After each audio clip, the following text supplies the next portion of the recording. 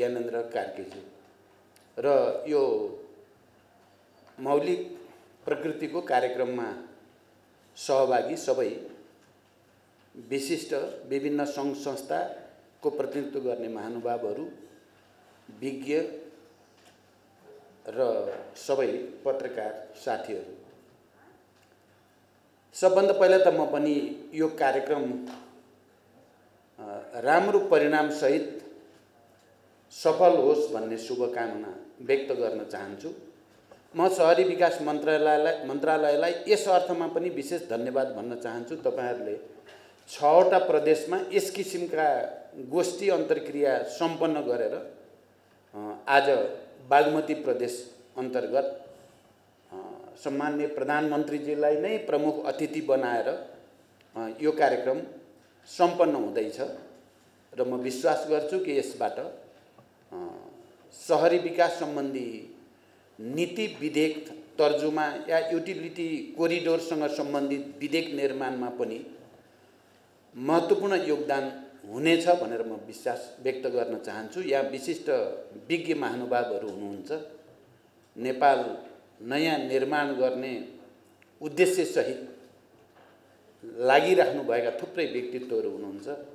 मलाई लाग्छ यो कार्यशाला अन्तिम समयसम्म पुग्दा एउटा राम्रो निष्कर्षमा पुग्न सरकारलाई, मन्त्रालयलाई महत्त्वपूर्ण फिडब्याक प्राप्त हुनेछ। मैले लामो व्याख्या गर्नुभन्दा पनि म के कुरामा ध्यानाकर्षण गराउन चाहन्छु भने अहिले हामी जुन परिस्थितिमा छौं त्यो परिस्थिति राजनैतिक परिस्थिति या आर्थिक परिस्थिति या शहर र गाउँको अवस्थितिको परिस्थिति भनेको निकै लामो सङ्घर्ष र बलिदानको परिणामको परिस्थिति हो।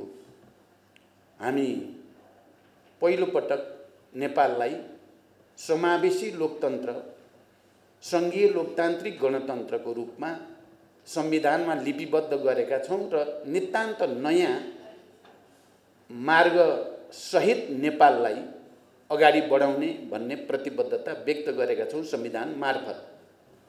र संविधानको सुरुमा नै हामीले अबको राज्य समाजवाद उन्मुख हुनेछ, यसले सामाजिक न्याय र सबै खालका विभेदहरूलाई अन्त्य गर्दै त्यस्तो एउटा समाज जो सन्तुलित हुनेछ, समावेशी हुनेछ, समानुपातिक पनि हुनेछ र सबै नेपालीहरूलाई समेटेर नयाँ युगतिर देशलाई लानेछ भन्ने परिकल्पना गरिएको छ। संविधानमा हामीले हाम्रो विकासको मोडेल कस्तो हुने भन्ने बारेमा हाम्रो निजी क्षेत्रको, सार्वजनिक क्षेत्रको र सहकारी क्षेत्रको समन्वयमा हामी नेपालको अर्थतन्त्र निर्माण या नेपाली समाजको विकासको गतिलाई यस्तो प्रणालीबाट लैजानेछौं जुन अन्ततः समाजवाद उन्मुख हुनेछ भनेर भनिएको छ। हामीले समावेशी समानुपातिक भन्दा यो देशमा रहने सबै वर्ग, जाति, क्षेत्र, समुदाय सबैको हक अधिकारलाई पनि सुनिश्चित हुने गरी विकासको मोडेल अगाडि बढाउने छौं भन्ने प्रतिबद्धता पनि हाम्रो नयाँ संविधानको प्रतिबद्धता हो। तपाईं हामीले मौलिक अधिकारमा गएर हेर्यो भने हामीले मौलिक अधिकारमा जसरी सबै समुदायलाई राज्यको समग्र प्रतिनिधित्व प्रणालीमा पनि हक अधिकार सुनिश्चित गर्ने कुरामा पनि जसरी सम्बोधन गरिएको छ त्यो साँच्चै नै उत्साहवर्धक छ। यसरी नयाँ संविधान एउटा ऐतिहासिक राजनैतिक परिवर्तनको प्रक्रियाबाट, लामो नेपाली जनताको सङ्घर्ष र बलिदानको प्रक्रियाबाट विस्तृत शान्ति सम्झौता हुँदै अघि यहाँ आइ नै सकेका छ। तत्कालीन 7 राजनीतिक दलको तर्फबाट नेपाली कांग्रेसका सभापति गिरिजाप्रसाद कोइराला, तत्कालीन विद्रोहीको तर्फबाट मैले हस्ताक्षर गरेर एउटा नयाँ राजनैतिक प्रक्रियाको सुरुवात भयो नेपालमा र त्यही प्रक्रियाको बीचबाट संविधान सभा भयो, संघीय लोकतान्त्रिक गणतन्त्र भयो र संविधान जस्तो मैले अघि भर्खरै भने जस्तै एउटा नयाँ परिभाषा सहितको पहिलोचोटि नेपाली जनतालाई सार्वभौम किनभने योभन्दा अगाडिका प्रत्येक संविधानहरू राजाद्वारा मिश्रित हुने गर्दथे। पहिलो पटक जनताद्वारा निर्वाचित प्रतिनिधि, सार्वभौम नेपाली जनताका प्रतिनिधिहरू मार्फत संविधान भनेर भनियो। यो आफैमा ठुलो परिवर्तन हो। तर मलाई दुःख लाग्ने कुरा भनौँ या चिन्ता लाग्ने कुरा के हो भने हामीले यति ठुलो परिवर्तन र संविधान लिपिबद्ध गरेर यति धेरै अधिकारका कुरा गर्यौं, तर संविधानले निर्दिष्ट गरे अनुसारका विधेयकहरू बनाउने, विकासका त्यस्ता परियोजनाहरू अगाडि बढाउने र त्यसमा आवश्यक ध्यान केन्द्रित गर्नेतिर हामी सबै राजनीतिक दलहरू, कर्मचारी तन्त्रका सबै पदाधिकारीहरू या अरू सबै विज्ञहरू पनि जुन तागतको साथ, जुन शक्तिको साथ हामी लाग्नु पर्थ्यो, नयाँ परिवर्तन र नयाँ संविधानले नेपाली जनतामा जो आशा र उत्साह जगाएको थियो, त्यसै अनुसार अब जनताको जीवनमा, गाउँमा होस् या शहरमा पनि अब सकारात्मक परिवर्तन हुन्छ भन्ने किसिमका नीति, योजना, कार्यक्रम, विधेयक, कानुन बनाउने प्रक्रिया जुन तीव्रताको साथ अगाडि बढ्नु पर्थ्यो र जनताले प्रत्यक्ष अनुभूत गर्ने परिस्थिति बनाउनु पर्थ्यो, त्यसमा कहीँ न कहीँ हामी चुकेका छौँ। हामी त्यसमा कहीँ न कहीँ हामीले त्यति धेरै तत्परता देखाएका छैनौँ। कसैले तत्परता देखाउन खोजेकै छ भने पनि त्यो पर्याप्त भएको छैन। बरु यसबीचमा के देखा पर्न खोज्यो भने संघीय लोकतान्त्रिक गणतन्त्रले अपेक्षा गरेको परिवर्तनलाई संस्थागत गर्ने कुरा, विकास मोडेललाई नयाँ बनाएर नयाँ नेपाल निर्माण गर्ने कुरालाई के गरी कमजोर पार्न सकिन्छ, के गरी संघीयता या समावेशी समानुपातिकताको निम्ति आवश्यक पर्ने विधेयकहरूलाई आलटाल गर्न सकिन्छ, रोक्न सकिन्छ, त्यसलाई कुन तरिकाले कमजोर पार्न सकिन्छ भन्ने प्रवृत्ति पनि गतकालमा देखा पर्यो र कहीँ न कहीँ त्यो प्रवृत्तिले अन्ततः संविधान नै उल्ट्याउने, विकास मोडेलको जो परिकल्पना नयाँ संविधानमा गरिएको हो, समावेशी लोकतन्त्रको र समावेशी विकासको पनि, सन्तुलित विकासको, गाउँ सहरको समन्वयको जो परिकल्पना गरिएको, त्यसलाई नै उल्ट्याउने सम्मका कसरतहरू पनि गत सालदेखि हामीले देख्यौँ, भोग्यौँ, त्यसको प्रतिवाद गर्यौँ, त्यसको प्रतिरोध गर्यौँ र आज हामी यो ठाउँमा छौँ। म शहरी विकास मन्त्रालयलाई यस अर्थमा धन्यवाद भनिरहेको छु, तपाईहरुले अब परिवर्तित राजनीतिक परिस्थिति अनुसार शहरी विकासको नीतिलाई पनि, शहरी विकास विधेयकलाई पनि र युटिलिटी कोरिडोरको विधेयकलाई पनि विकसित गर्नुपर्छ भनेर तपाईहरु विज्ञहरूसँग सहकार्य अन्तर्क्रिया गर्दै हुनुहुन्छ र यो खुशीको कुरा हो। जे भए पनि एउटा मन्त्रालयको तर्फबाट संघीय लोकतान्त्रिक गणतन्त्रको राजनीतिक परिवर्तनलाई आत्मसात गर्दै र विकास मोडेल बारे नयाँ संविधानले अंगीकार गरेको नीतिभित्र रहेर त्यो परिवर्तनलाई पनि सम्बोधन गर्ने गरी विधेयक विकास गर्ने जो जमर्को भएको छ, म आज विशेष रूपले उत्साहित भएको छु।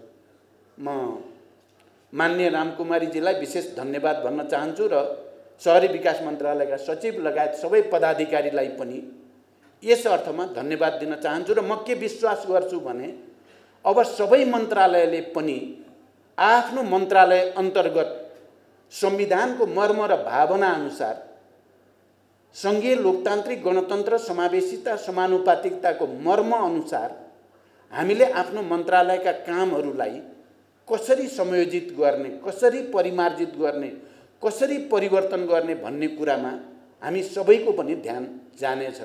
म के सम्झिरहेको छु भने गतकालमा अघिल्लो सरकारको बेलामा हामीले समाजवाद उन्मुख केही आधारहरू खडा गर्ने सन्दर्भमा समावेशी समानुपातिकता सम्बन्धी केही विधेयकहरू छिटोभन्दा छिटो अगाडि बढाउने र संघीयतालाई, चाहे त्यो सङ्घमा होस् या प्रादेशिक सरकारको कुरामा होस् या स्थानीय सरकारको कुरामा होस्, उनीहरूले यो परिवर्तनबाट जनतालाई सेवा प्रदान गर्ने कुरामा गुणात्मकता आउन सकोस्। किनकि आवश्यक विधेयकको अभावमा, आवश्यक नीति कार्यक्रम तर्जुमाको अभावमा परिवर्तनको प्रतिफल जनताले अनुभूत गर्न नपाउने स्थितिमा जहिले पनि समाजमा अस्थिरता, अराजकता, प्रतिगमन र प्रतिक्रान्तिका खतराहरू मडारिराख्छन् र राष्ट्र बडो अप्ठ्यारोमा जाने अवस्था आउन सक्छ भनेर निकै जोड गरियो। मलाई लाग्छ तपाईहरू विज्ञ सबै विद्वान मित्रहरूलाई पनि यो कुरा थाहा भएकै कुरा हो। तपाईँ हामी सबैले यो चाहिँ संविधानलाई नै फेरि उल्ट्याउन खोज्ने या घात गर्न खोज्ने प्रवृत्तिलाई चाहिँ हामीले परास्त गर्नुपर्छ भन्यौँ। हामी सबै लाग्यौँ, त्यसलाई जे भए पनि तत्कालको लागि परास्त पनि गर्यौँ। तर अझै पनि एउटा प्रवृत्ति छ, सङ्घीय लोकतान्त्रिक गणतन्त्र या समावेशी समानुपातिक चरित्रको यो संविधानलाई त्यति रुचिकर ठान्दैन। त्यो प्रवृत्ति अहिले पनि तपाईँ हामीले देखिराखेकै छौँ। कुनै न कुनै रूपले यसलाई चाहिँ विघटन गर्ने या यसबाट अर्को दिशातिर जाने कसरतहरू भइराखेकै छन्। यस्तो परिस्थितिमा हामीले संविधानले र परिवर्तनले अनि आम नेपाली जनताले र हाम्रो एउटा ऐतिहासिक सन्दर्भसहित ल्याएको परिवर्तनको प्रक्रियालाई जनताले अनुभूत गर्ने गरी चाहिँ विकासमा हामीले गति कसरी लिने, फड्को कसरी मार्ने भन्ने कुरा असाध्य नै महत्त्वपूर्ण छ नेपालको लागि। अहिलेको 21औं शताब्दीको विश्व ग्लोबलाइज्ड पनि छ, डिजिटलाइज्ड पनि छ। डिजिटलाइजेसन र ग्लोबलाइजेसनको प्रभावले हाम्रो विकास मोडेलमा के प्रभाव पार्छ, त्यसले नकारात्मक त्यसका प्रभावहरू के छन्, सकारात्मक र रचनात्मक प्रभावहरू के छन् भन्ने कुरामा हामीले गहिरो लेखाजोखा गरेर हामीले आफ्नै विकासको मौलिक मोडेलको विकास गर्न जरुरी छ। पक्कै पनि ग्लोबलाइजेसन र डिजिटलाइजेसनको बाट हामीले अधिकतम फाइदा लिन सक्ने कुरामा हामी छैन भन्ने कुरा त प्रष्टै छ। तर हामी कसैको अन्धानुकरण र यान्त्रिक ढङ्गले कसैको मोडेल लागू गर्न पनि सक्दैनौँ। हाम्रो भूगोल, हाम्रो संस्कृति, हाम्रो इतिहास, हाम्रो परम्परा, हाम्रा विभिन्न जात जाति क्षेत्र वर्ग समुदायका संस्कृति सबैलाई मध्यनजर गरेर मात्रै हामीले हाम्रो विकासको मोडेल ल्याउनु पर्दछ। अहिले बढ्दो सहरीकरण र त्यसबाट पैदा भएका विभिन्न खालका विसङ्गतिहरू जो हामी देख्छौँ, सहरमा गरिबी, अव्यवस्थित बसोबास र त्यसबाट पैदा हुने समस्या हामी जे देखिरहेका छौँ र सहरलाई व्यवस्थित गर्ने सन्दर्भमा राज्यको तर्फबाट, राजनीतिक नेतृत्वको तर्फबाट भएका कमीहरू हामीले जहाँनिर देख्छौँ हामीले त्यसको समीक्षा गर्नै पर्छ। मलाई के महसुस हुन्छ भने सङ्घीय लोकतान्त्रिक गणतन्त्र नेपालको पहिलो प्रधानमन्त्रीको हैसियतमा मैले जिम्मेवारी सम्हाल्दै गर्दा मेरो दिमागमा एउटा चिज थियो, मोडेल विकासको के हुन सक्छ भन्दा मध्य पहाडी लोकमार्ग जरुरी छ, हिमालको फेदबाट पनि एउटा पूर्व पश्चिम राजमार्ग जरुरी छ र अनि लिङ्क रोडहरू जरुरी छ। त्यसले गाउँघरमा पनि विकासलाई तीव्र गतिमा प्रभावित पार्नेछ। गाउँबाट सहर पस्ने जनसङ्ख्याको चापलाई त्यसले घटाउनेछ। पहाडबाट तराईतिर झर्ने जो प्रवृत्ति छ त्यसलाई रोक्नेछ र सन्तुलित विकासको एउटा नयाँ प्रक्रिया अगाडि बढ्नेछ भन्ने परिकल्पना, एउटा सपना हामीले देखेका थियौँ। त्यो अनुसार मध्य पहाडी लोकमार्ग सुरु गर्ने काम पनि हामीले गर्यौँ। त्यो अब करिब करिब अन्तिम चरणतिर जाँदैछ र हामीले सहरी विकासको नीति बनाउँदा या विधेयक बनाउँदा हामीले भौतिक पूर्वाधार विकास यसरी गरौँ कि त्यो भौतिक पूर्वाधारको विकासले मानिसहरू चाहिँ को अवस्थिति या उनीहरूको चाहिँ बसाइसराईको प्रवृत्तिलाई रोक्न सकोस्। किनकि पहाड या हिमाली क्षेत्रमा हामीले सहरको विकास गर्ने प्रक्रियाले त्यहाँ भौतिक पूर्वाधारको विकास, त्यहाँ शिक्षा, स्वास्थ्य, रोजगारीको विकासका प्रक्रियालाई जति तीव्र गतिमा हामी अगाडि बढाउँछौँ त्यति नै अहिले हामीले भोगिरहेको अत्यधिक सहरीकरणमा जनसङ्ख्याको चाप या विभिन्न खालका चाहिँ विसङ्गतिहरू त्यसलाई हामीले अधिकतम रोक्न सकिन्छ। र अनि पहाडमा जस्तो हावापानी छ हाम्रो हावापानी, क्लाइमेटको विविधता, संस्कृतिको विविधता, भूगोलको विविधताको कारणले हामीले पहाडी बेल्ट वा हिमाली बेल्टमा भौतिक पूर्वाधारको विकास गर्न सकेमा चाहिँ हामी यी यावत समस्याहरूको समाधानको एउटा ठुलो चाबी यहाँबाट खुल्न सक्छ भन्ने लाग्छ मलाई। र मैले अहिले पनि शहरी विकास मन्त्रालयले जति बेला एउटा युनिफाइड, सेन्ट्रलाइज र कम्प्रिहेन्सिभ नीति बनाइँदैछ यो पक्षमा देशभरि नै भौतिक पूर्वाधारको विकासको एउटा आम नीति बनाउनेतिर र विधेयकमा त्यसलाई सम्बोधन गर्नेतिर ध्यान जाओस् भन्ने म चाहन्छु। र साथसाथै अन्य तमाम समस्याहरू जो पूर्ववक्ता साथीहरूले पनि यहाँ राख्नु भएको छ ती सबै पनि ध्यान दिन लायक छन्। फोहोर मैला व्यवस्थापनसँग सम्बन्धित समस्याहरू, अनि स्वच्छ वातावरण बनाउनको निम्ति पार्कहरूको निर्माण गर्ने, रिक्रिएसन सेन्टरहरू बनाउनेदेखि ग्रिनरीद्वारा स्वास्थ्यमा सुधार गर्ने प्रयासहरूदेखि अनि विकासका अन्य प्रक्रियाहरूलाई पनि विकेन्द्रित रूपमा सबै प्रदेशमा, किनभने हिजोको चाहिँ हाम्रो विकासको मोडेल भनेको असाध्य सेन्ट्रलाइज, केन्द्रीकृत र खाली काठमाडौँ उपत्यकालाई मात्रै बढी ध्यान दिने र अन्यत्र कम ध्यान दिने जो प्रक्रियाका कारणले आज हामी एउटा समस्याको सामना गरेका छौँ। आउने दिनमा प्रत्येक प्रदेशहरूमा र स्थानीय तहमा पनि, किनकि हामीले जसरी सङ्घीय, प्रादेशिक र स्थानीय सरकारको अवधारणा संविधानमा गरेका छौँ र सरकारको रूपमा ती कामहरूलाई अगाडि बढाउने प्रयास गरेका छौँ, अब शहरी विकासको दृष्टिले पनि प्रदेशले, स्थानीय सरकारले र सङ्घले गर्ने कामको समन्वय कसरी गर्न सकिन्छ, यो सङ्घीयतालाई र समावेशी समानुपातिकतालाई सुदृढ गर्ने उद्देश्यको साथ गरियोस्।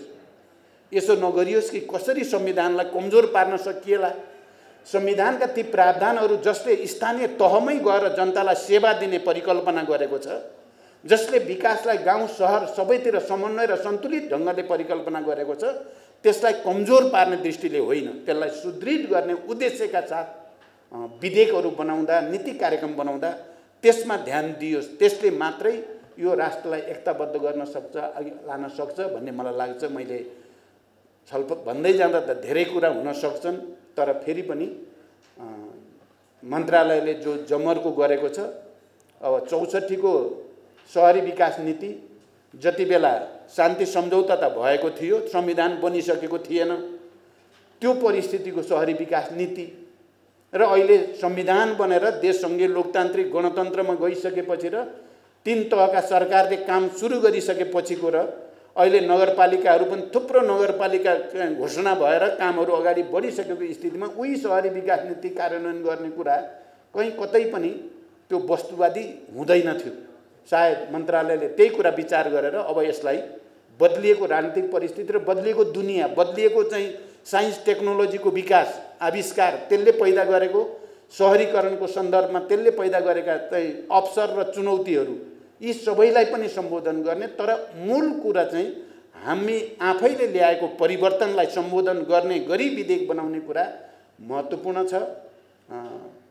फेरि पनि म तपाईहरुको यो जमर्को क्रमशः अन्य मन्त्रालयले पनि समन्वयात्मक ढङ्गले अगाडि बढाउने छन् भन्ने विश्वास पनि म व्यक्त गर्न चाहन्छु। यहाँ सम्माननीय प्रधानमन्त्रीजी आफै उपस्थित भएको हुनाले उहाँले सरकारको तर्फबाट विगतमा जसरी संविधान उल्ट्याउने कसरत भयो, सङ्घीय लोकतान्त्रिक गणतन्त्रै उल्ट्याउने कसरत भयो, त्यो कसरतलाई परास्त गर्दै साँच्चै यसलाई कार्यान्वयन गर्ने कुरामा प्रधानमन्त्रीजीले सशक्त नेतृत्व लिनुहुनेछ भन्ने विश्वास गर्दै अहिले हामी गठबन्धनको तर्फबाट त्यही दिशातिर हाम्रो कसरत छ।